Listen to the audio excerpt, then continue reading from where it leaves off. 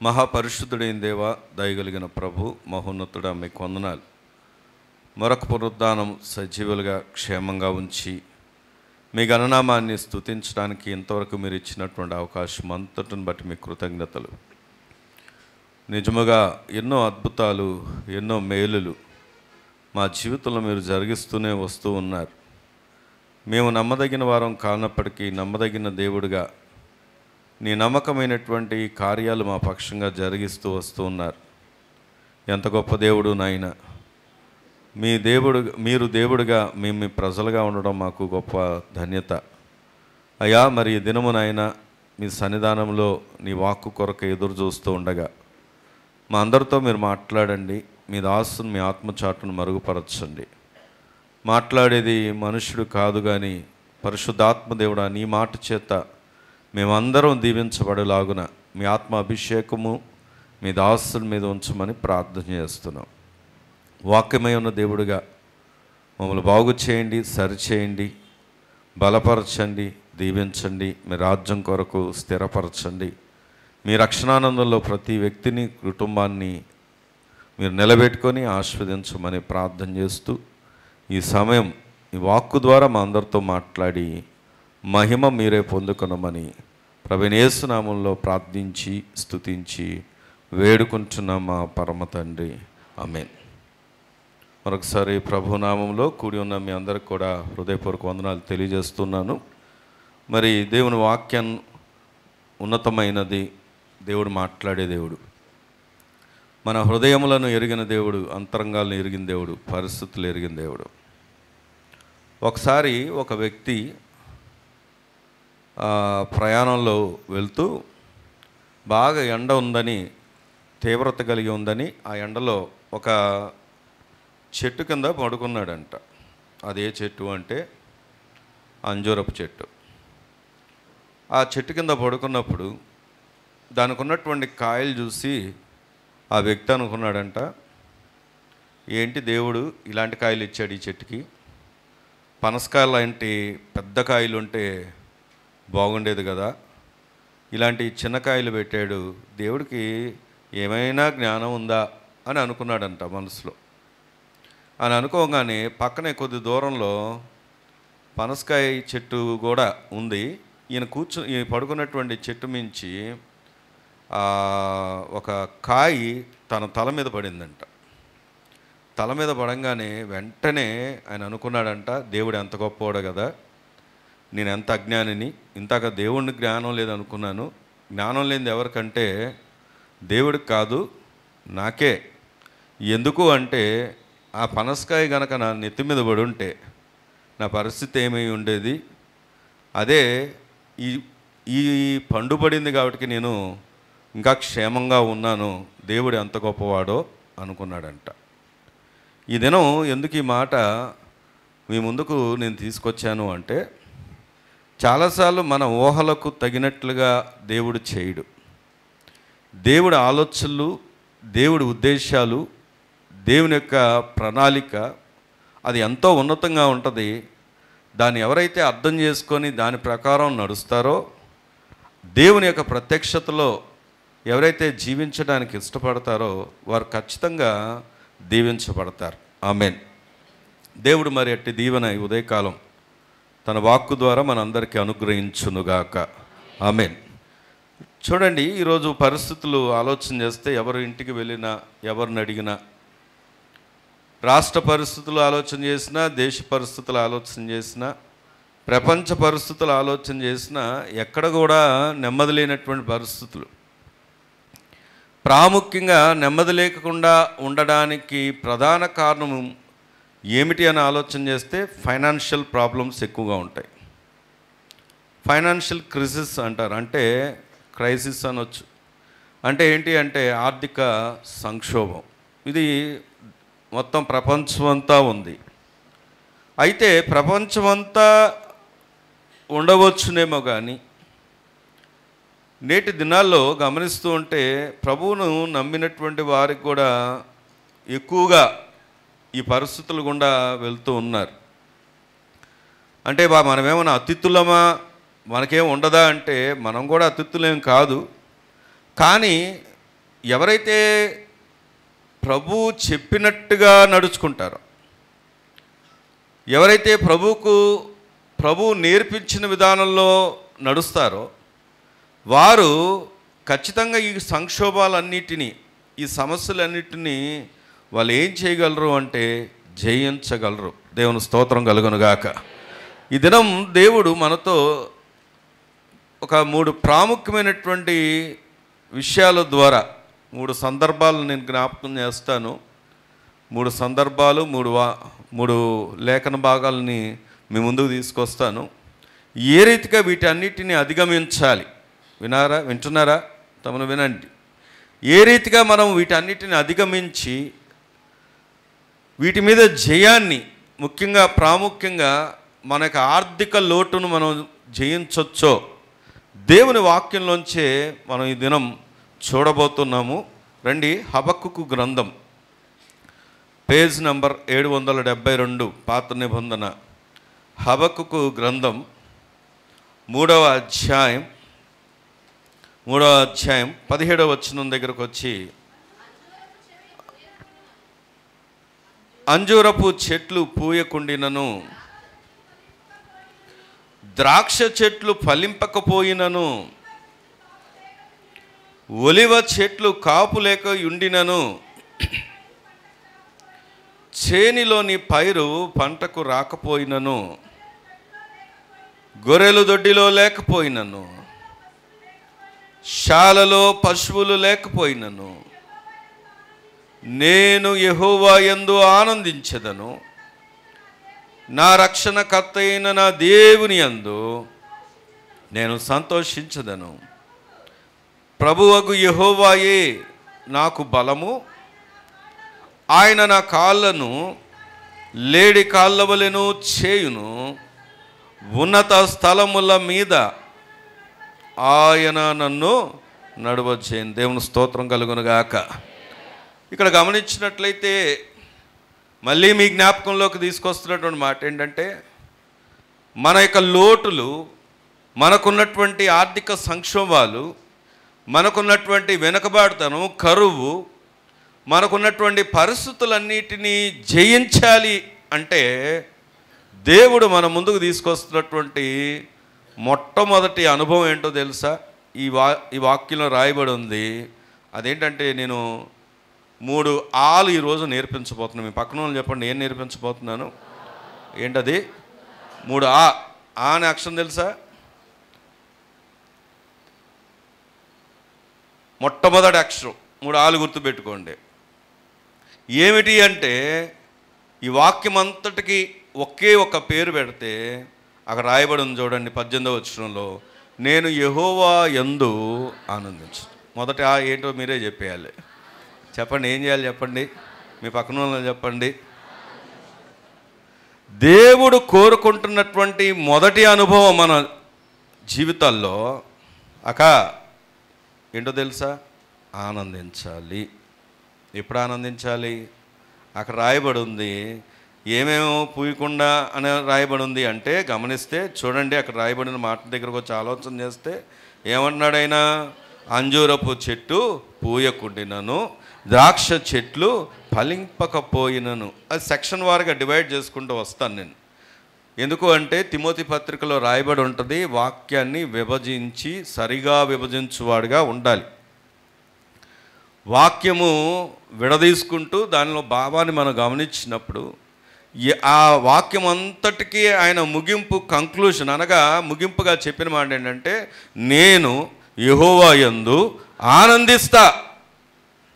అదేంటండి? పరిస్థితులు బాగాలేదుగా, ఎక్కడ చూస్తున్న యుద్ధ వాతావరణం నెలకొని ఉందిగా, ఎక్కడికక్కడ ధరలు పెరిగిపోతున్నాయిగా, సామాన్య మానవుడు జీవించలేనటువంటి పరిస్థితులు ఉన్నాయిగా. నేటి దినాలు ఎవరు గృహాల్లో చూసినా, చెలి వినండి, ఎవరు గృహాల్లో చూసినా, ఎవరిని అడిగినా, ఎవరు చూసినా అప్పుల సమస్యల్లో, అనేకమైనటువంటి బంధకాల్లో, కట్లలో కట్టబడ్డారుగా. ఇంకెలా వస్తుంది ఆనందం అంటే, ఇక్కడ భక్తుడైనటువంటి హబక్కుకు చెప్తున్నాడు, ఆయన ఉదాహరణ చెప్తున్నాడు. ఏ ఉదాహరణ చెప్తున్నాడు? అక్కడ రాయబడింది, అంజూరపు చెట్లు పూయకుండినను, ద్రాక్ష చెట్లు ఏంటంట ఫలింపకపోయినను. ఈ అంజూరపు చెట్టు, ద్రాక్ష చెట్టు దేనికి గుర్తుగా ఉందంటే భవిష్యత్తుకు గుర్తుగా ఉంది. దేవుని స్తోత్రం కలుగును గాక. వినండి వినండి వినండి, ఈరోజు ఈ మాట ఆలోచన చేయండి. చాలామందికి భవిష్యత్తు ఎలా కనబడుతుంది చెప్పండి? రేపు అనే మాట చాలా భయంకరంగా కనబడుతుంది. రేపు ఏం సంభవిస్తుందో తెలియదు, రేపు ఎలా బ్రతకాలో తెలియదు. రేపటి గురించినటువంటి ఆలోచనలు ఈ రాత్రే, ఈరోజే చాలామందిని నిద్ర లేకుండా చేస్తున్నాయి, నెమ్మది లేకుండా చేస్తున్నాయి. అయితే ఒక శుభవార్త ఏంటంటే ప్రభువు చెప్తున్నాడు హబక్కుకు ద్వారా, ఒకవేళ ఫ్యూచర్ అనగా భవిష్యత్తు ఎలా కనబడవచ్చు? బహుశా నిరాశగా కనబడవచ్చేమో, అగమ్యగోచరముగా కనబడవచ్చునేమో. కానీ ఓ సంతోషకరమైనటువంటి మాట ఏంటంటే, నేను యెహోవా యందు ఆనందిస్తా. దేవుని స్తోత్రం కలుగునుగాక. ఈరోజు విశ్వాసిగా అనలారా, తమ్ములారా వినండి, విశ్వాసిగా క్రైస్తవులుగా పిలువబడుతున్నటువంటి మనం ఏంటి, పిలువబడ్డం ఏంటంటే, ఎవరైతే బాప్తిజం తీసుకున్నారో అందరూ క్రైస్తవులు అంటున్నాము, ఎవరైతే మందిరాలకు వస్తున్నారో అందరూ విశ్వాసులు అంటున్నాము, నమ్ముతున్నామని అనుకుంటున్న మనతో దేవుడు మాట్లాడుతున్న మాట ఏంటంటే, ఒకవేళ నీ ఫ్యూచర్, ఎందుకంటే చాలామంది దిగుల్లో, బాధలో, కృంగిపోయి లేవలేని స్థితిలో, రేపటి గురించినటువంటి ఆందోళనలో, చింతల్లో దేవుని సరిగ్గా స్తుతించలేకపోతున్నటువంటి దినాలు ఇవి, దేవుని బట్టి ఆనందించలేకపోతున్నటువంటి దినాలు. అయితే ఒక శుభవార్త చెప్తున్నాడు ఆయన, అదేంటో తెలుసా? భవిష్యత్తు ఎంత భయంకరంగానైనా ఉండనివ్వండి, కానీ భవిష్యత్తుకి ముందు ఒక ఆయన ఉన్నాడు. ఆయన ఎవరు అంటే, మనం నమ్ముకున్నటువంటి మన దేవుడైన యెహోవా. దేవుని స్తోత్రం కలుగునుగాక. నేను యెహోవా యందు ఆనందిస్తా. అక్కడ ఆలోచన చేస్తే, ఒలివ చెట్లు కాపు లేకుండినను, చేనిలోని పైరు చెప్పండి పంట భవిష్యత్తుకు సంబంధించిందా, ప్రజెంట్కి సంబంధించిందా? పంట అది దీర్ఘకాలమైందా, వెంటనే వచ్చేదా? వెంటనే వచ్చేది. అంటే 3 నెలల్లో 4 నెలల్లో ఏమొస్తుంది చెప్పండి? పంట వస్తుంది. ఇది దేనికి సంబంధించిన మాట అంటే, ఇది ప్రస్తుతానికి సంబంధించినటువంటి మాట. దేవుని స్తోత్రం చెప్దామా? భవిష్యత్తును గురించి ఆలోచన చేసి భయపడుతుంటే దేవుడు చెప్తున్నాడు, నువ్వు ఆనందించు, భవిష్యత్తు నీ చేతిలో లేదు. ప్రస్తుతం గురించి, ఎందుకంటే చాలామంది ఈరోజు ఎలా బ్రతకాలి, ఈరోజేంటి నా పరిస్థితి, ఈరోజేంటి నా కుటుంబం, ఈరోజేంటి. కాకినాడలో అంతకుముందు కూడా జ్ఞాపకం చేశాను, ఒక అతను గవర్నమెంట్ జాబే, తన పిల్లలిద్దరిని చదవట్లేదని, యూకేజీ 4th క్లాసు చదవట్లేదని ఏం చేసేసాడు? చంపేశాడు. అతను ఎంతవరకు ఆలోచన చేశాడో చూడండి. భవిష్యత్తు ఎప్పుడో సంగతి ఆలోచన చేసి ఇప్పుడే వారి ప్రాణాలు తీసేశాడు. ఇది లోకం. చాలామంది నేటి దినం ఎలా బ్రతకాలో అర్థం కాక సతమవుతూ ఏం చేస్తున్నారు తెలుసా? వాళ్ళ లైఫ్లో నిరాశలో బ్రతుకుతున్నాడు. ఇది లోకం అవ్వచ్చు, కానీ క్రైస్తవుడు అలా ఉండకూడదు. చెల్లి, క్రైస్తవుడు అలా ఉండకూడదని ప్రభు మనతో చెప్తున్నాడు. ప్రభువుని ఎరిగిన వారు అలా ఉండకూడదని ప్రభు మనతో చెప్తున్నాడు. ఎందుకంటే భవిష్యత్తు అయినా ప్రస్తుతమైన, చూడండి నేను ముందుకు వెళ్తాను, అక్కడ మనం గమనిస్తే గొర్రెలు దొడ్డిలో లేకపోయినను, సాలలు పశువులో లేకపోయినను, నేను యెహోవా యందు ఆనందిస్తా.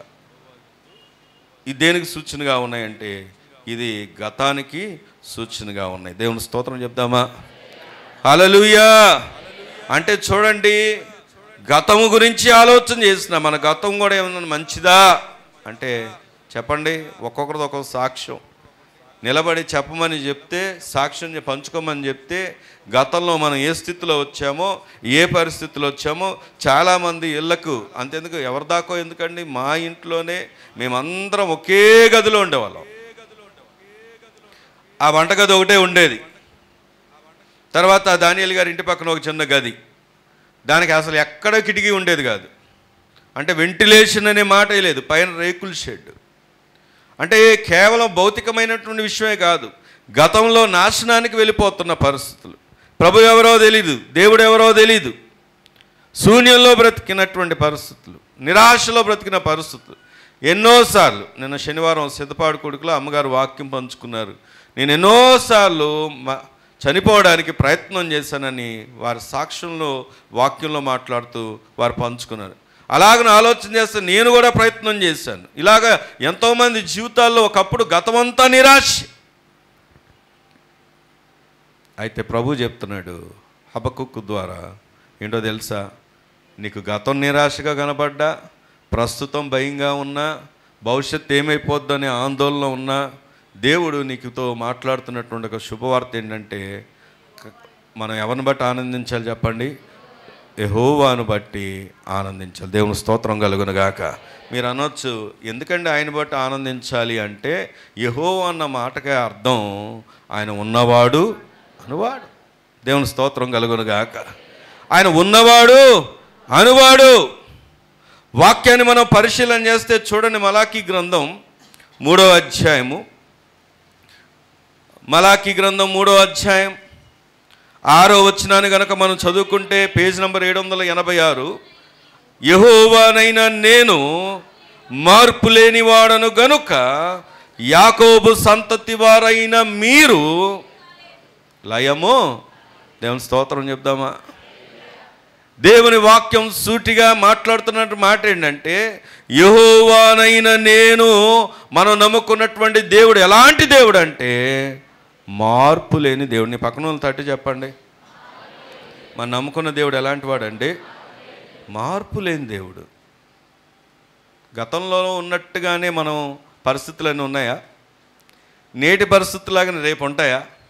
అసలు నిజంగా ఆలోచన చేయండి. నేను ఇంటర్మీడియట్ కాదు, నేను డిగ్రీ చదువుతున్నాను.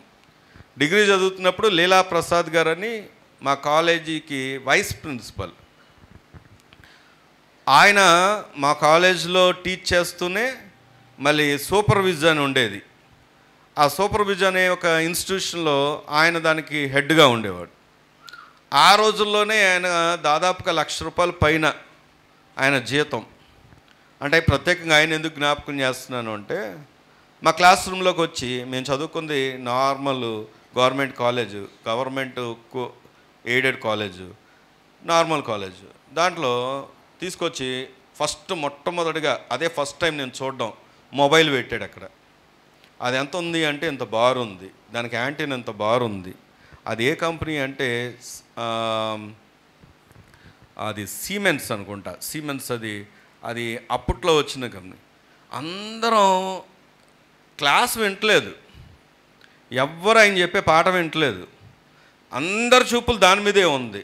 ఎందుకనంటే అదొక వింత.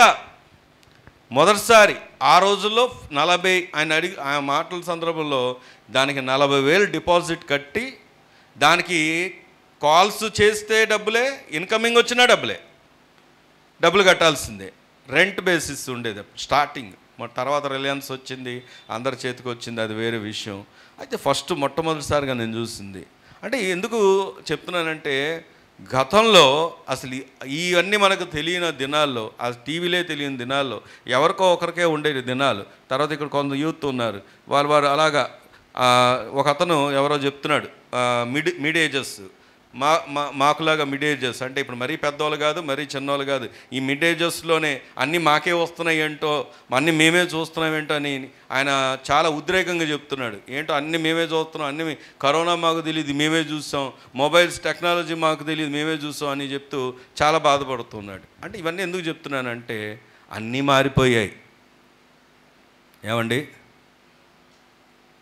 అన్నీ మారిపోయాయి. అంతకుముందు ఒక 10 మంది నిలబడి ఉంటే, ఎవరి చేతిలోంచి ₹1 పడిపోతే అందరూ అటే చూసేవారు ఆ శబ్దానికి. ఏమండి, ఇప్పుడు కళ్ళ ముందు కనపడ్డా తనుకుంటూ వెళ్ళిపోతున్నారు. యాచన చేసే వాళ్ళకి నువ్వు పొరపాటున ఒక ₹5 వేసినా మొహం వైపు చూస్తారు. అన్నీ మారిపోయాయి, పరిస్థితులన్నీ మారిపోయాయి. కానీ మార్పు లేనివాడు ఒక్కడే, అది మనం నమ్ముకున్న దేవుడు. దేవుని స్తోత్రం కలుగును గాక. ఆయన అంటున్నాడు, యెహోవానైన నేను మార్పు లేని వాణ్ణి గనక యాకోబు సంతతి వారైన మీరు.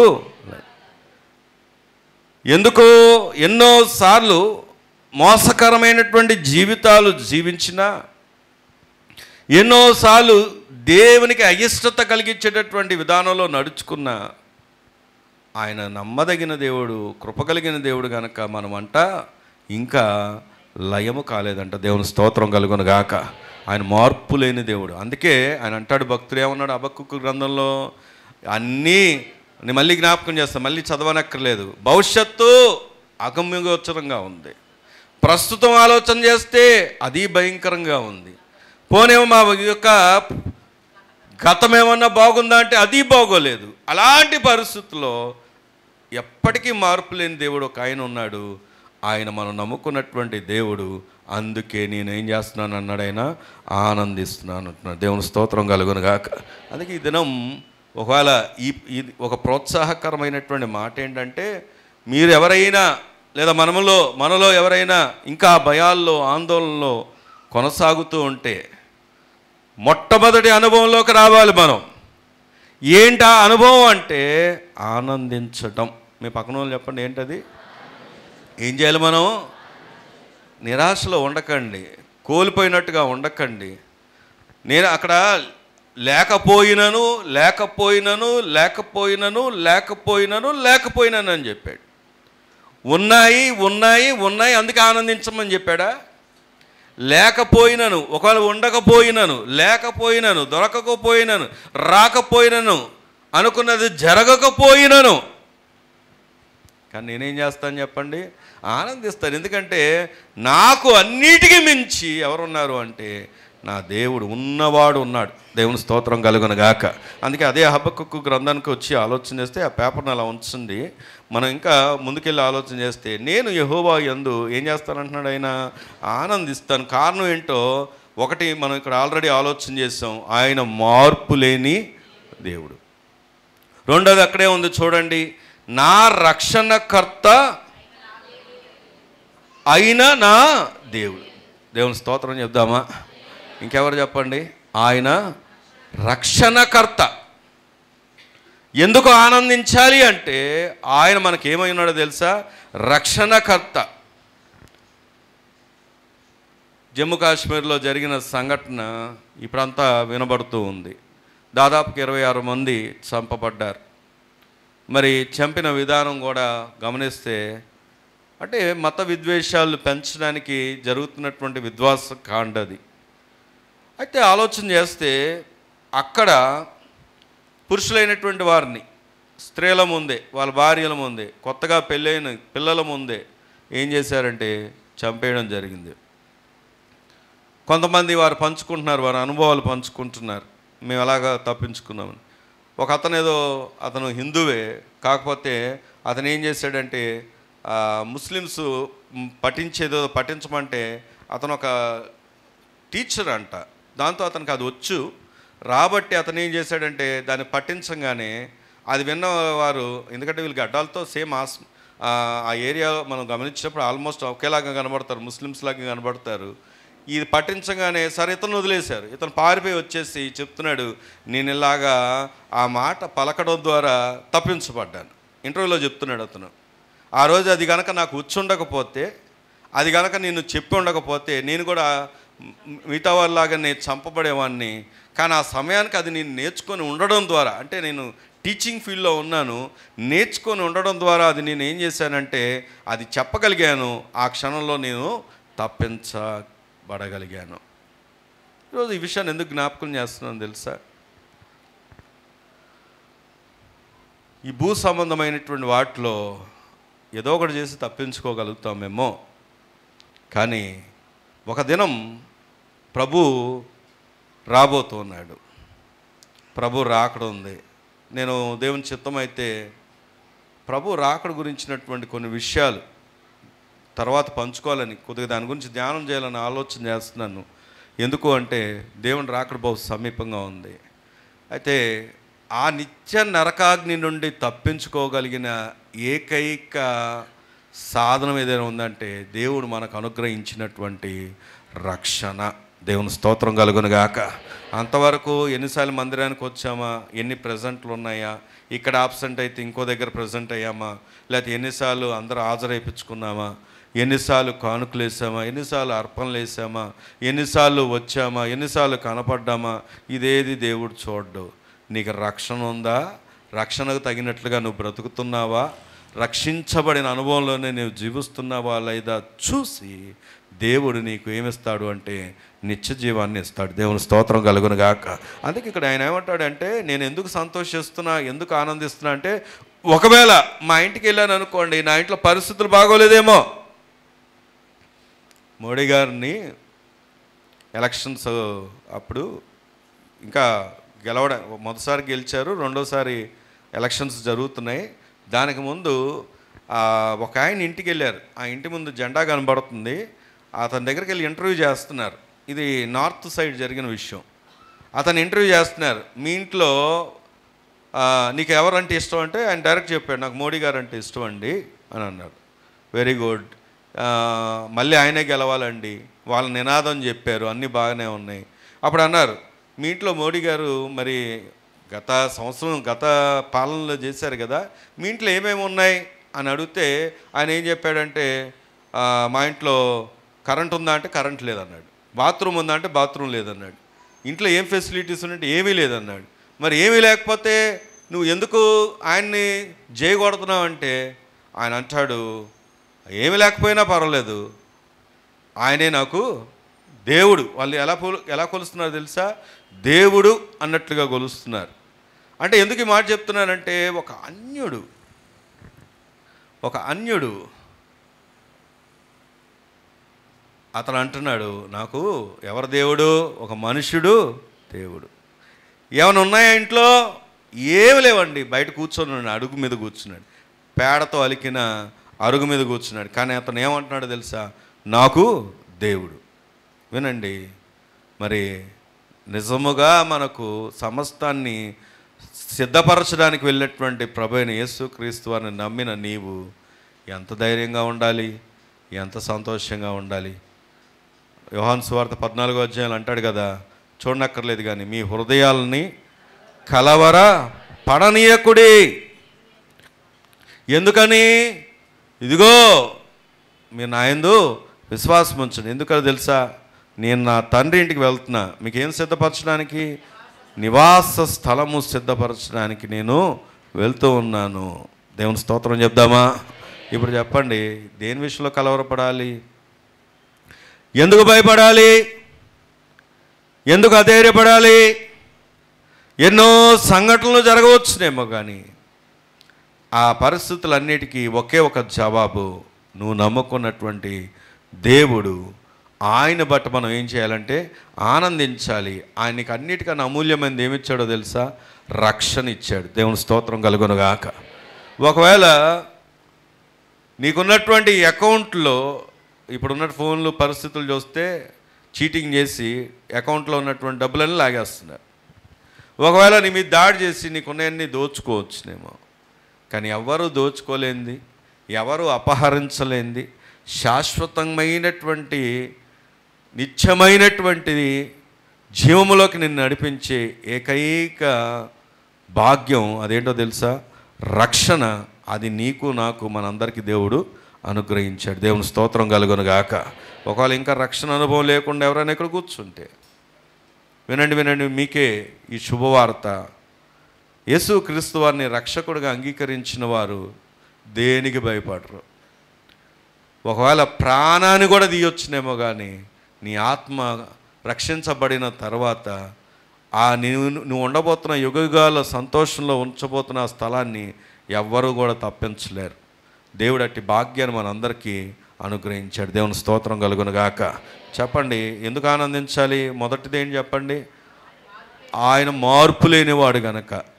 రెండవది ఎందుకు ఆనందించాలి, ఆయన రక్షించుకున్నవాడు గనక, రక్షణకర్త గనక. మూడవది అక్కడే రాయబడి ఉంటుంది చూడండి, 19వ వచనంలో, ప్రభువగు యెహోవాయే నాకు బలం, ఆయన నా కాళ్ళను లేడి కాల వలనే చేయను, ఉన్నత స్థలం మీద ఆయన ఏం చేస్తాడు చెప్పండి? నన్ను దేవుని స్తోత్రం చెప్దామా?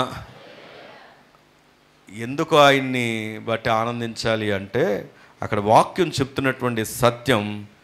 ఆయన మనకేమైనాడు చెప్పండి? బలం. నేను ఇంగ్లీష్లో ఇక్కడ నేను అవుట్లైన్ ఎలా రాసుకున్నానంటే 3 Sలు రాసుకున్నా. 3 Sలు నా బైబిల్లో ఎలా రాసుకున్నానంటే సావర్నిటీ, సాల్వేషన్, స్ట్రెంగ్త్. సావర్నిటీ అంటే ఏంటో తెలుసా? సార్వభౌమ అధికారం. ఏ విషయంలో సార్వభౌమ అధికారం అంటే ఆయన ఎప్పటికీ కూడా మార్పు లేని దేవుడు. ఆయన దేవుని స్తోత్రం కలుగునుగాక. ఇక్కడ ఒకలాగా, రేపు ఒకలాగా, ఈరోజు ఒకలాగా. విచిత్రం ఏంటంటే చాలాసార్లు మనం ఒక్కొక్కసారి ఒక్కోలాగా ఉంటాం. ఏమండి, మనం ఎప్పుడు ఏ షేడ్స్ చూపిస్తామో మనకే తెలియదు. కానీ దేవుళ్ళు అలాంటి షేడ్స్ లేవు. ఎందుకంటే బైబిల్ చాలా స్పష్టంగా చెప్తుంది, ఆయనలో గమనాగమనం వల్ల వచ్చు ఛాయ కూడా లేదంట. దేవుని స్తోత్రం కలుగునుగాక.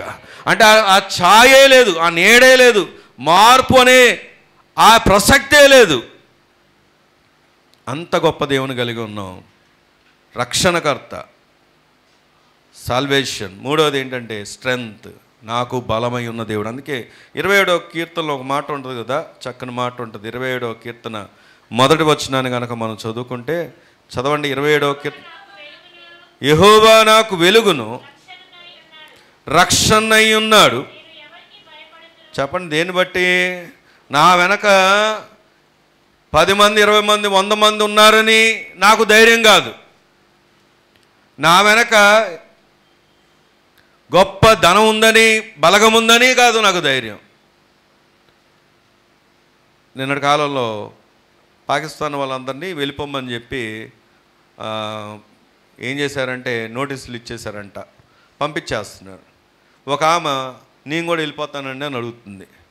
ఎందుకు అంటే ఆమెమో పెళ్లి చేసుకున్న వ్యక్తి, అతనేమో పాకిస్తాన్ వ్యక్తి, పిల్లలు పుట్టారు. వాళ్ళందరికి పిల్లలకేమో పిల్లలకు కూడా అక్కడ వీసాలే ఇచ్చారంట. ఈమె ఒక్క ఇండియన్ వ్యక్తి. ఆమె అంటుంది నన్ను వదిలేసాడు, నేను వెళ్ళిపోతాను. వీళ్ళు అంటున్నారు కుదరదు, నేను పంపించడానికి వీల్లేదని. ఆమెమో బతులాడుతుంది బార్డర్ దగ్గర, కాదు నేను వెళ్ళిపోతానని. వాళ్ళేమో కుదరదు అంటున్నారు. విచిత్రం ఏంటంటే దీని కొరకు వీళ్ళందరూ పరిశీలన చేస్తూ ఉంటే చాలామంది బయట, మన దేశంలో బయట నుండి వచ్చి బయట నుండి ఇక్కడికి వచ్చి అక్రమంగా ఉంటున్నవారు చాలామంది బయటకు కనపడ్డారంట. వాళ్ళందరూ నిరాశ్రయులుగా అలా కూర్చొని ఉన్నారు. వాళ్ళందరూ పంపించేస్తున్నారు. అంటే ఇవన్నీ ఎందుకు చెప్తున్నానంటే,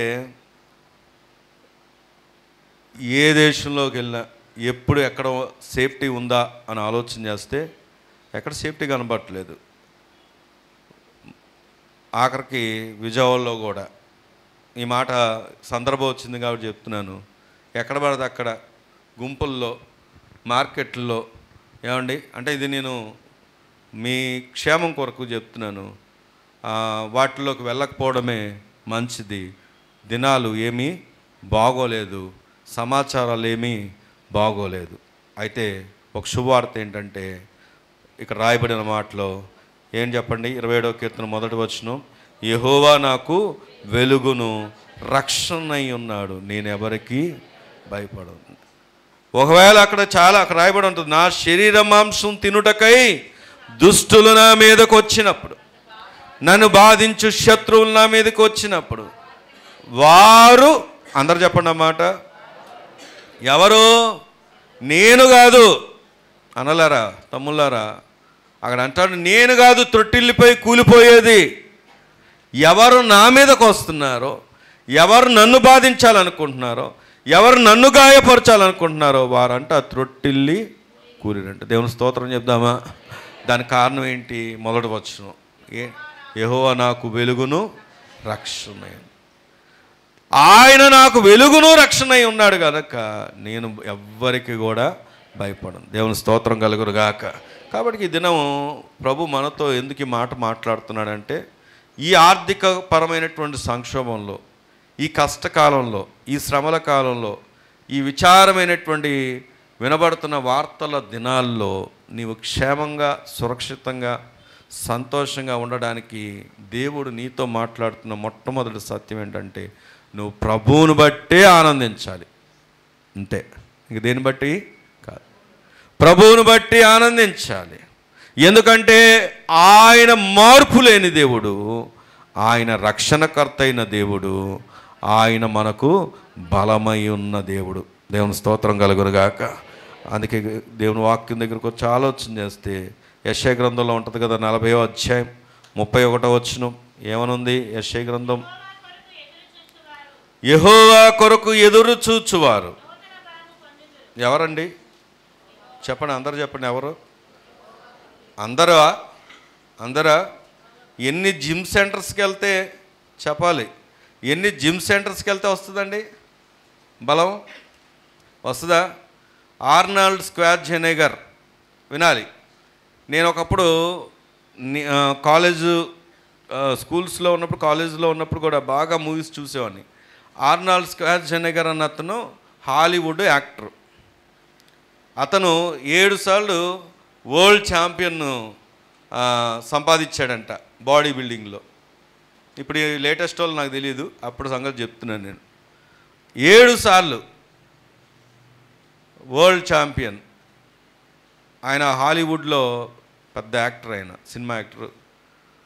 చాలా కోట్ల కొలది సంపాదన. నేను అతను చూసి అతనిలాగా ఉండాలి అని అనుకునేవాడిని చిన్నప్పుడు, ఊహలు అన్నమాట.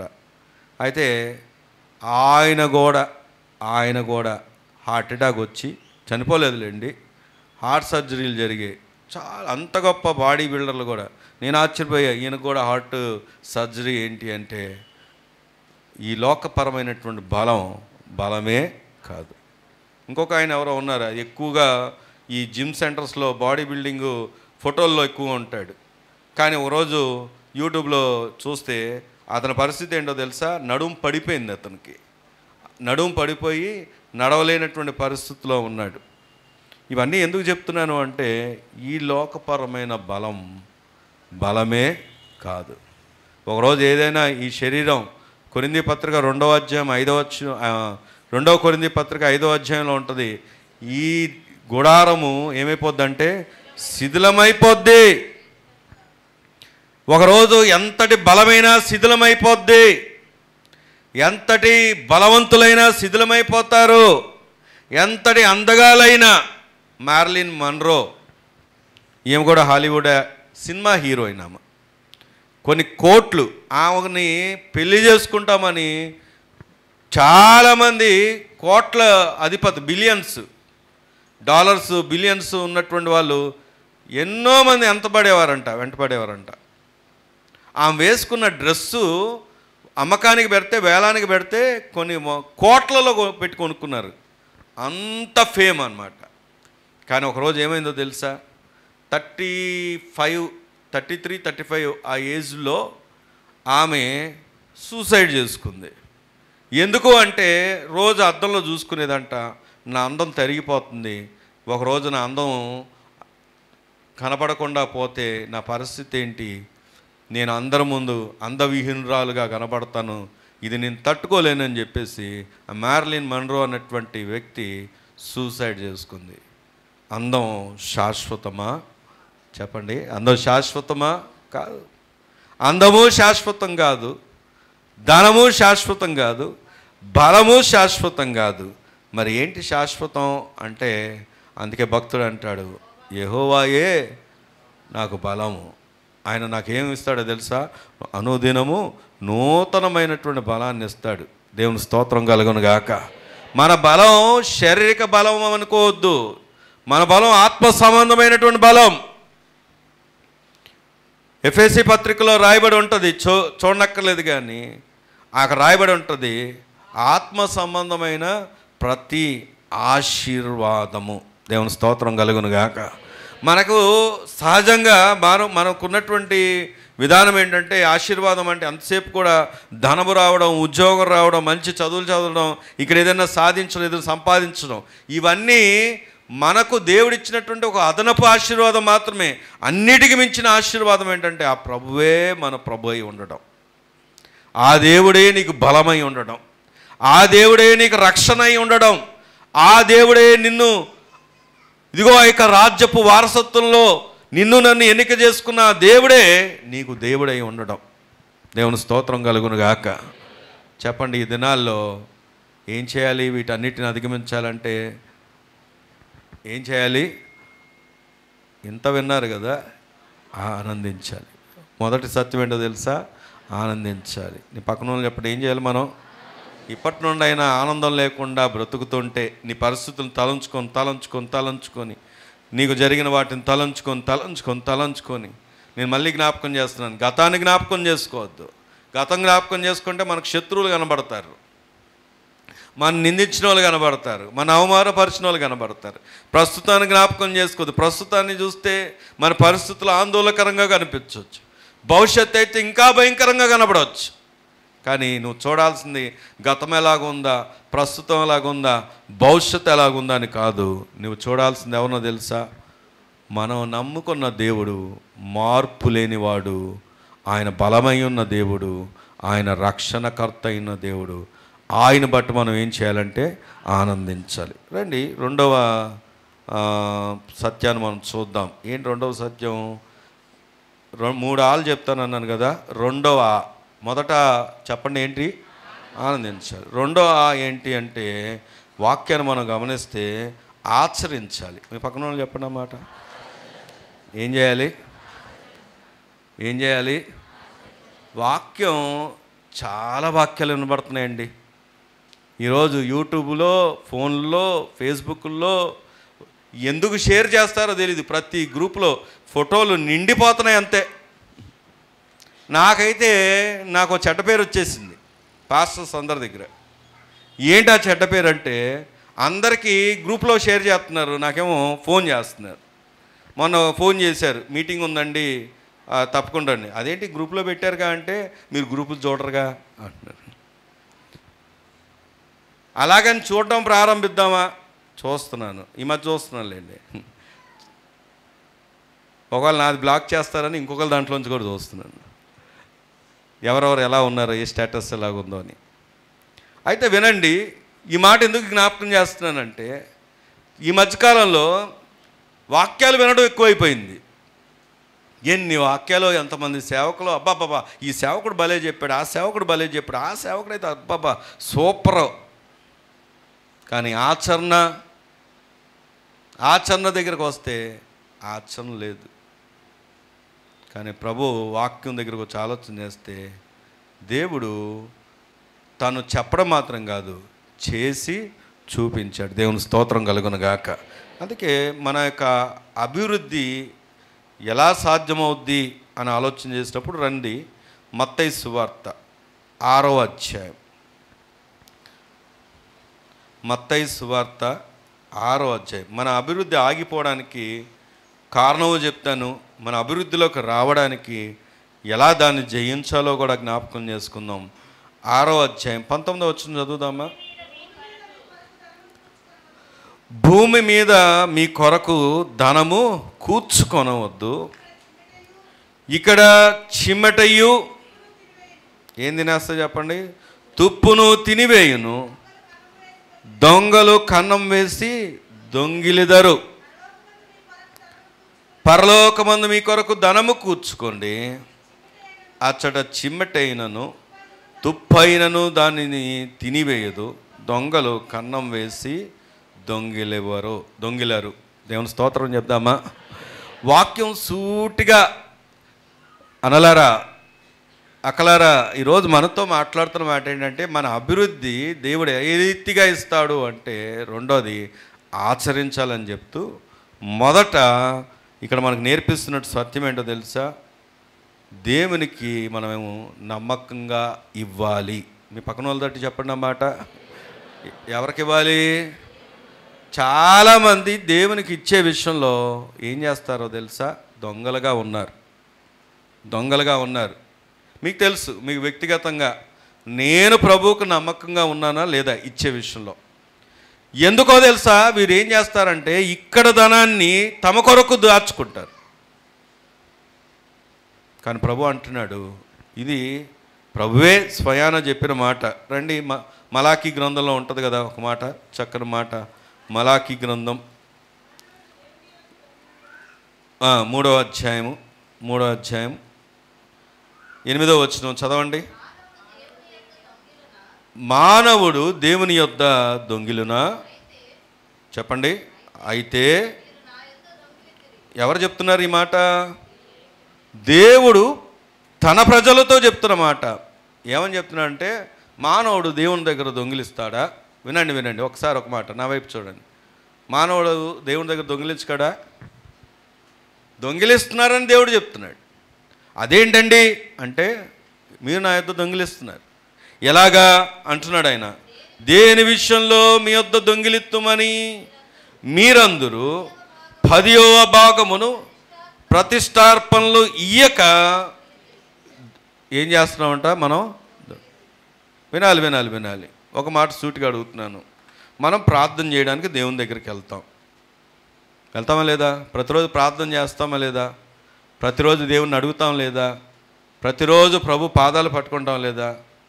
ప్రభు పాదాలు పట్టుకోవడానికి దగ్గరికి వెళ్ళినప్పుడు దేవుని దృష్టిలో మనం ఎలాంటి వ్యక్తులుగా వెళ్తున్నాం? ఈరోజు నీ ప్రశ్నకు సమాధానం కలిగి వెళ్తున్నారా? ప్రభువా తండ్రి అని ప్రార్థన చేస్తున్నాం, కానీ దేవుడు నిన్ను చూసే కోణం ఏంటి? దేవుడు నిన్ను గమనిస్తున్న విధానం ఏంటి? నా పిల్లోడు వచ్చాడు, నా కుమారుడు వచ్చాడు, నా కుమార్తె వచ్చింది, ఎంత మంచిదో, ఎంతగా నా పాదాలు పట్టుకుంటుందో అని అనుకుంటాడా? లేకపోతే మీరు నా యొద్ద దొంగలుగా ఉన్నారు అని అనుకుంటాడా? ఈ ప్రశ్నకు సమాధానం నేను చెప్పనక్కర్లేదు, మీకు తెలుసు.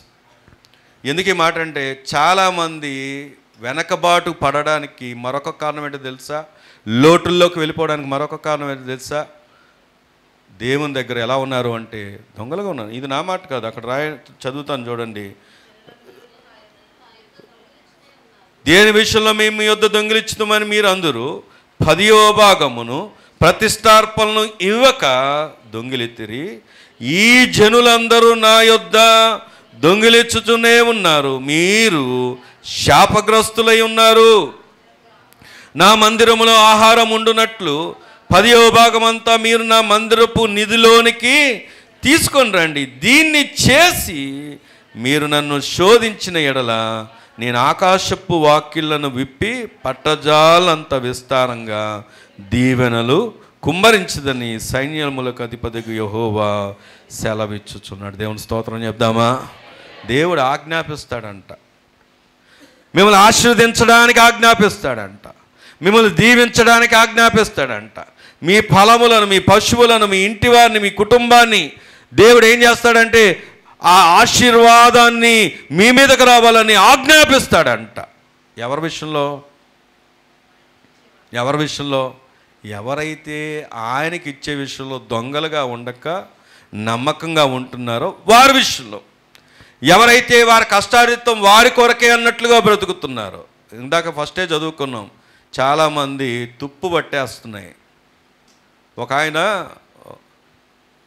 చాలా ధనం, ఈ మధ్యకాలంలో రీసెంట్గా ఒక జడ్జి గారు దొరికారు. అది కూడా ఎలా దొరికారు అంటే, ఇంటికి ఏమైంది అంటే మంట అంటుకుంది, ఇంట్లో నిప్పు అంటుకుంటే వీళ్ళు వెళ్ళి ఆర్పడానికి వెళ్ళి చూస్తే కట్టలు ఉన్నాయి. ఆయన మీద మొత్తానికి కేసు వేశారు. ఎందుకంటే ఏ తీర్పులు ఇచ్చాడో ఏంటో అన్నట్టుగా. ఒక ఆయనేమో లాకర్లో దాచాడంట. లాకర్లో మీకు విషయం తెలుసా? బ్యాంకులో లాకర్లో కనుక డబ్బులు దాస్తే మీరు అనుకుంటారేమో డబ్బులు బ్యాంకు వాళ్ళు మనకి ఇచ్చేస్తారేమో, నష్టం వచ్చిందని. ఎవరు అక్కడ క్లియర్గా ఇన్స్ట్రక్షన్స్ ఉంటాయి, దాంట్లో దానికి మీరే బాధ్యులు. కాకపోతే ఏంటంటే సెక్యూరిటీ ఉంటారంటే. అయితే ఇందులో దొంగతనం జరగలేదు, కానీ ఆ దాచుకున్నటువంటి ధనం ఏమైపోయిందంటే చెదలబట్టే. ఈరోజు ఈ విషయాన్ని ఎందుకు జ్ఞాపకం చేస్తున్నట్టే, వాక్యం సూటిగా చెప్తున్నమాట. ఈ లోకంలో మీరు దాచుకున్నది దేవుడు దాచుకోవద్దని చెప్పలేదు, దేవుడు దాచుకోకుండా ఉందమని చెప్పలేదు.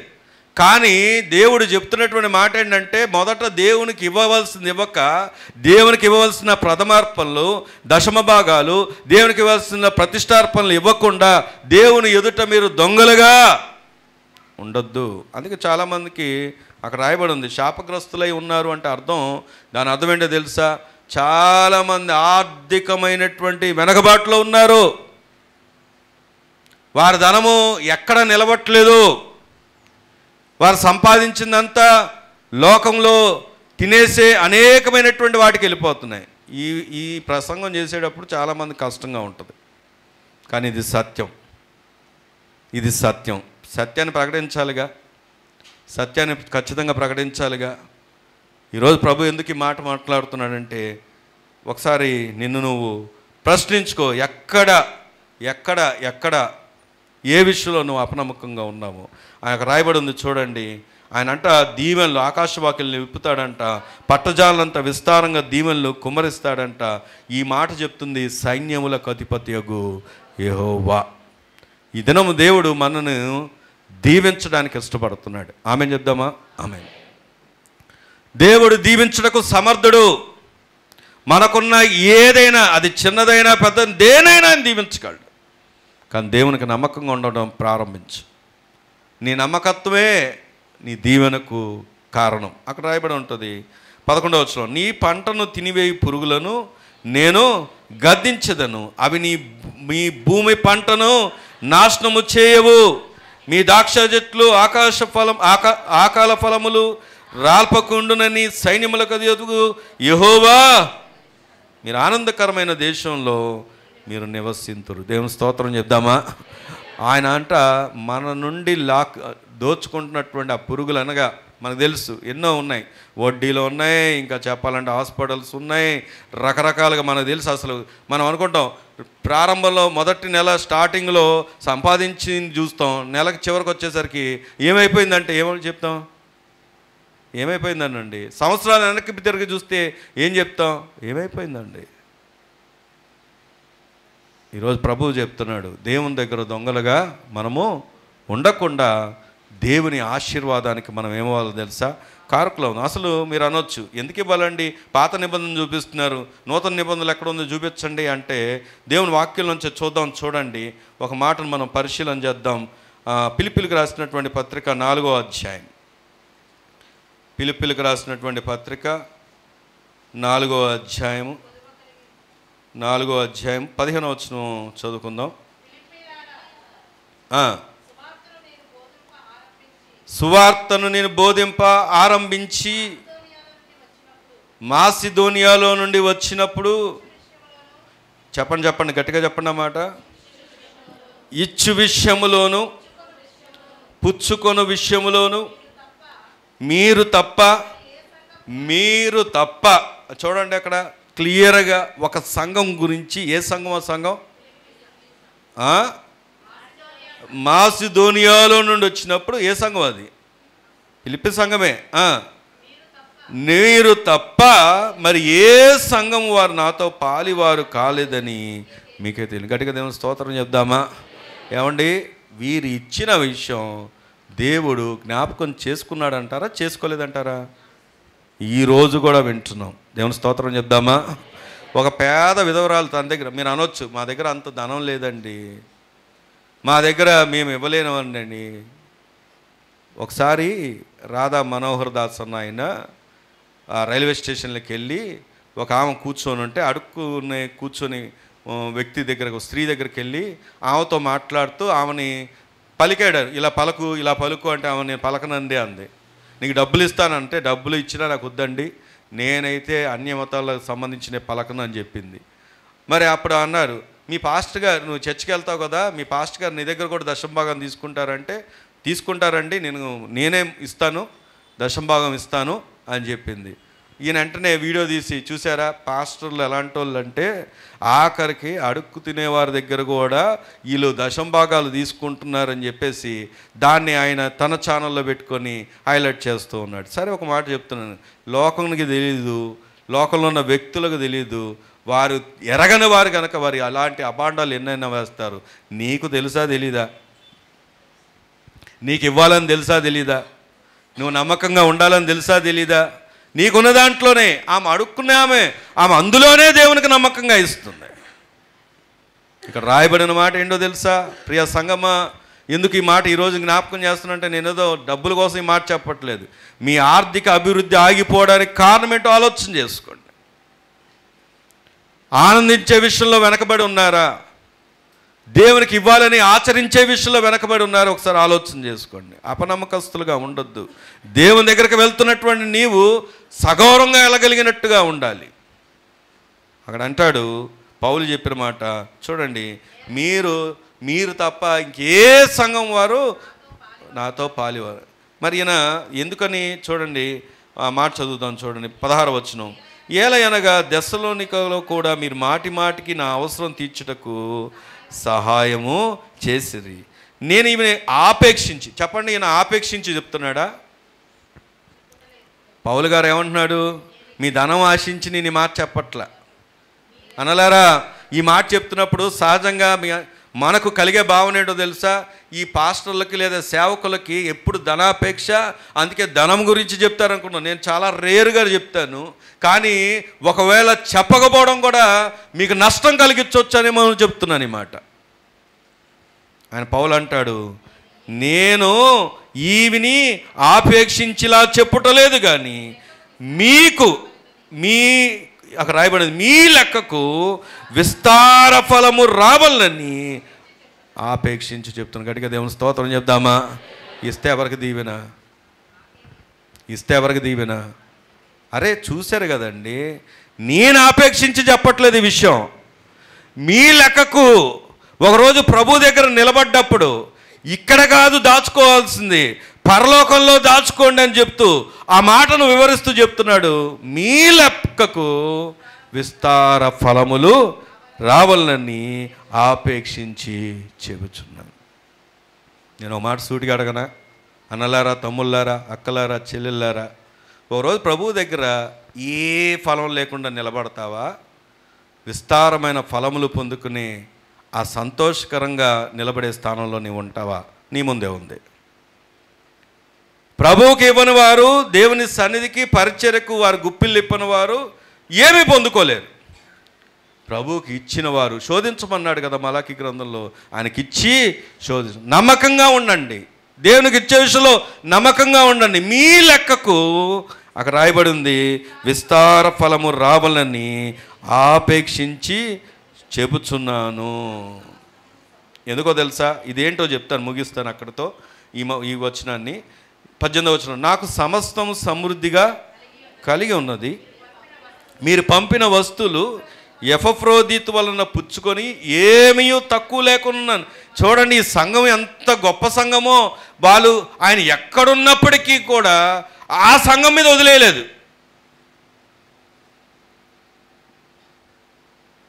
ఆ సంఘం మీద వదిలేయలేదు. మనం ఎంతమందిని ప్రోత్సహిస్తున్నాం చెప్పండి? ఎంతమందిని ప్రోత్సహించి ఎంతమందిని బయటికి పంపించగలిగిన సామర్థ్యం మనకు ఉంది? ఎంతమందిని చదివించగలిగిన సామర్థ్యం మనకు ఉంది? ఎంతమందికి సహాయం చేయగలిగిన, ఔదార్య పరిచర్య చేయగలిగినటువంటి వారు ఎంతమంది ఉన్నారు? మనం ఏమిస్తున్నాం? ఇచ్చేదే చిరిగిపోయినాయి, అరాకొరాయి, నలిగిపోయినాయి. ఏమండి, ఎప్పుడు అదే ఏ స్టేజ్లో ఉన్నాం ఆ స్టేజ్లోనే ఉన్నాం ఇంకా మనం. అందుకే మన ఆశీర్వాదం ఆగిపోయింది. అక్కడ అంటాడు చూడండి, ఏమీ తక్కువ లేకుండా ఉన్నాను, అవి మనోహరమైన, చూడండి మాట ఎంత చక్కని మాటో. దేవునికంటే అవి ఏంటో తెలుసా? మనోహరమైన సువాసనయు దేవునికి ప్రీతికరమును ఇష్టమునైన యాగమునై ఉన్నది. గట్టిగా దేవుని స్తోత్రం చేద్దామా? దేవుని సంతోష పెడుతుంది. లోకంలో వాళ్ళు ఏం చేస్తారు? మనం మామూలుగా చదువుతాం, భగవంతునికి భక్తునికి అనుసంధానమైనది ఏం చెప్పండి? అంబిక దర్బార్ బత్తి. ఎందుకని వెలిగిస్తారంటే సువాసన ఇస్తుంది. కానీ మనం వెలిగించం, కానీ మన జీవితాలు వెలిగించబడతాయి. మనం వెలిగించం, దేవునికి ఇష్టంగా ఉంటుందంట, సువాసనగా ఉంటుందంట, ప్రీతికరంగా ఉంటుందంట. ఏంటో తెలుసా? నువ్వు ఇచ్చేదే. దేవుని స్తోత్రం కలుగును గాక. ఇప్పుడు చెప్పండి, ప్రీతికరంగా ఇష్టకరంగా దేవుని దగ్గరికి వెళ్తావా? దొంగలుగా దేవుని దగ్గర నిలబడతావా? ఫలము లేని జీవితం జీవిస్తావా? వాక్యం ప్రకటించడం నా వంతు. ఎందుకో తెలుసా? బలవంతం చేయడం నా వంతు కాదు. వాక్యం ప్రకటించడం, సత్యం ప్రకటించడం నా వంతు. తీసుకున్నావా? ప్రీతికరంగా దేవుని కొరకు ఉంటావు. తీసుకోలేదా? అది నీ ఇష్టం. కానీ రెండవ మాట ఏంటో తెలుసా? ఆచరించాలి. ఈ పరిస్థితులన్నిటికీ జయించడానికి ఒకటి ఆనందించాలి, రెండో చెప్పండి ఆచరించాలి, మూడోది ఫిలిప్పీ పత్రికలోనే చూపించి ముగిస్తాను, ఎక్కువ వివరణ ఇవ్వను కానీ ఏంటో చూద్దాం. చూడండి, మూడవది గమనిస్తే రండి, ఫిలిప్పీ పత్రికలోనే 4వ అధ్యాయం 6వ వచనం చదువుకుంటే, దేని గురించి చింతపడకుడు కానీ ప్రతి విషయములోనూ ప్రార్థన విజ్ఞాపముల చేత కృతజ్ఞతాపూర్వకంగా మీ విన్నపములు దేవునికి తెలియజేయుడి. అప్పుడు, ఎప్పుడు చెప్పండి ఒక మాట, అప్పుడు అని షరతు పెట్టాడు ఆయన. ఎప్పుడైతే నువ్వు చింతపడకుండా, ఎప్పుడైతే ప్రతి విషయంలో, ఎప్పుడైతే ప్రార్థన విజ్ఞాపనల చేత, ఎప్పుడైతే దేవునికి కృతజ్ఞతాపూర్వకంగా, ఎప్పుడైతే మీ విన్నపాలు దేవునికి తెలియజేస్తారో అప్పుడు సమస్త జ్ఞానానికి మించిన దేవుని సమాధానం యేసు క్రీస్తు వలన మీ హృదయాలకు మీ తలంపులకు ఏమంటారు చెప్పండి, కావలి ఉండు. గట్టిగా దేవుని స్తోత్రం చెప్దామా. దేవుడు అప్పుడు ఏం చేస్తాడంట, మనకు కావలి ఉంటాడంట. తలంపులకు కూడా కావలి ఉండాలి. ఎందుకో తెలుసా, తలంపులను జయించలేకే, డిప్రెషన్ను జయించలేకే చాలామంది ప్రాణాలు కోల్పోయేది. దేవుడు మన హృదయానికి తలంపులకు మనకు కావలి ఉంచుతానంటున్నాడు. దేవుని స్తోత్రం కలుగును గాక. మనం ఏం చేయాలి అంటే, మూడో ఆధారపడాలి. మీ పక్కన వాళ్ళు చెప్పండి, అది నువ్వు ఆధారపడగలిగినప్పుడే చింతపడవు, ఆధారపడగలిగినప్పుడే కృతజ్ఞత చెల్లించగలుగుతావు, ఆధారపడగలిగినప్పుడే ప్రార్థన విజ్ఞాపనలు చేయగలుగుతావు, ఆధారపడగలిగినప్పుడే, ఎప్పుడు ఆధారపడలేమో అప్పుడే అన్నిటికీ లోనవుతూ ఉంటాం. కానీ ప్రభు అంటున్నాడు ఆధారపడాలి. 3 ఆయుధాలండి ఈ దినాల్లో మనం వీటన్నిటినీ జయించడానికి. ఇంకా చాలా ఉన్నాయి కానీ అన్నీ చెప్పే సమయం లేదు. కానీ 3 విషయాలు జ్ఞాపకం ఉంచుకుందాం. ఒకవేళ స్ట్రగుల్స్లో ఉన్నామేమో, సమస్యల్లో ఉన్నామేమో, ఆర్థికంగా లేవలేని స్థితిలో ఉన్నామేమో, ప్రభువు చెబుతున్నాడు ఈ దినం నుండైనా ఈ 3 అనుభవాలు మనం కలిగి ఉందాం. మొదటిది ఆనందించాలి, రెండవది ఆచరించాలి, మూడవది ఆధారపడాలి. ఎప్పుడైతే ఇవి ఉన్నాయో సమస్త జ్ఞానానికి మించిన దేవుని సమాధానం నీకు, నీ హృదయానికి, నీ తలంపులకు కావలి ఉంటుంది. దేవుడు అదే ఫిలిప్పీ పత్రికలో ఉంటుంది, తన మహదైశ్వర్యము చొప్పున ప్రతి అవసరమును. నీ పక్కన వాళ్ళ తోటి చెప్పండి, ఏ అవసరం అది? అదే ఫిలిప్పీ పత్రికలో ఉంటుంది, ఏమని? ప్రతి అవసరమును ఆయన తీర్చును. నా అవసరం ఏదైనా సరే, ఎలాంటిదైనా సరే, అది దేవుడికి తెలుసు. ఆయన తన మహదైశ్వర్యం నుంచి మన అవసరతను తీరుస్తాడు. దేవుడు అట్టి కృప మనందరికి అనుగ్రహించి దీవించునుగాక. ఆమేన్. ప్రార్థన చేసుకుందాం.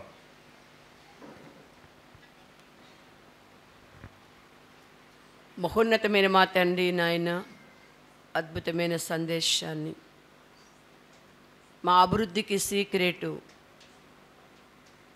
మా ఆశీర్వాదానికి, మా దీవెనికి, మా ఆనందానికి, సంతోషానికి, సమాధానానికి, అయ్యా సమస్తానికి నాయన రక్షణకర్త అయిన దేవా నీవే తండ్రి. మా ఆనందము నీవే నాయనా, నీకు వందనాలు. నీ వాక్యం వినిపించుచుండక, నీ మాట అదిగో నాయన వినినప్పుడు, విడిచిపెట్టినప్పుడు నీ యందు మేము ఆనందించగలుగుతాం తండ్రి, నీ యందు సంతోషించగలుగుతాం. నేటి దినాల్లో నాయన వింటున్నాం, విడిచిపెట్టలేకపోతున్నాం నాయన. అందుకే ఆనందాన్ని, సంతోషాన్ని కనుమరుగైపోతున్నాయి ప్రభువా. నువ్వు సర్వశక్తి గల దేవుడు, నువ్వు రక్షణకర్తకు దేవుడు, నువ్వు బలమైన దేవుడు, నువ్వు యుగయుగాలున్న దేవుడు నాయనా. నమ్మదగిన తండ్రి, నీకు వందనాలు. ఇదిగో ఉదయకాలం ఇది ఆస్తు నిలవబెట్టి ప్రభా, మీరు మాట్లాడిన ప్రతి మాట నీ పిల్లలమైన మా అందరి హృదయాలు నీరు పెట్టి నాయనా అయ్యా నాయన నీ యందు ఆనందించినట్లుగా సంతోషించినట్లుగా ఏది నువ్వు మాతో మాట్లాడుతూ వస్తున్నారు ఆ మాట వినేవారంగా లోబడేవారంగా విధేయులైన వారంగా ఆ మాటను తీసుకొని ఆయన మీ ఎదుట ఆనందంతో సంతోషంతో రక్షణ ఆనందంతో నిలబడేవారంగా సంఘాన్ని రాకడి సిద్ధపరచమని ప్రార్థన చేస్తున్నాయన విదాస్తులు ఇంకా ఎత్తుపట్టమని ప్రతి వారిని దీవెనకరంగా ఆశీర్వాదకరంగా అభివృద్ధికరంగా నిలవబెట్టమని యేసునామమున అడుగుచున్నాం పరమ తండ్రి ఆమేన్.